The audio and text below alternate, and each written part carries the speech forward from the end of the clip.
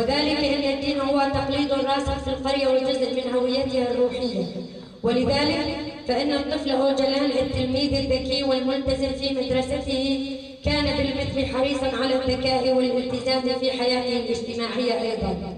يكون قائدا للقوات البرية، وكأن خياله الطفولي قد أوحى له بأن الجيش سيكون هو المجد هويته، كما أن طريقة التفكير هذه ما جرى في هذا الانقلاب ترك بدوره أثرا في تكوين شخصية القائد أوجلان. الظروف التي كانت سائلة ومتحكمة بطبيعة العلاقات الاجتماعية أو أنماط التفكير الاجتماعي في الشرق الأوسط، فالمرأة كانت قد تعرضت للسحق المتكرر من قبل كل الأنظمة المتعاقبة منذ ظهور شكل العائلة الهرمية قبل آلاف السنوات وحتى تاريخه، وكان نظام الرجل قد حقق انتصارا عليه وسحقها.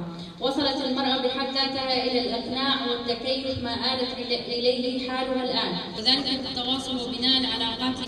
اليوم هذا الاجتماع المفتعل، وجود المرأة بشكل عام، هذا وجودكم لازم احنا دائما نطالب بحرية القائد عبد الله أوجلان وفك أسره.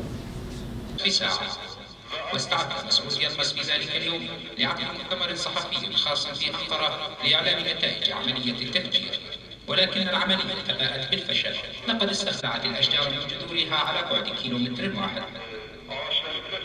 كانت لها تأثير قوي. كانوا يأملون النجدة من هذه العملية. لم تنجح تلك العملية، ولكنها كانت ذات أهمية.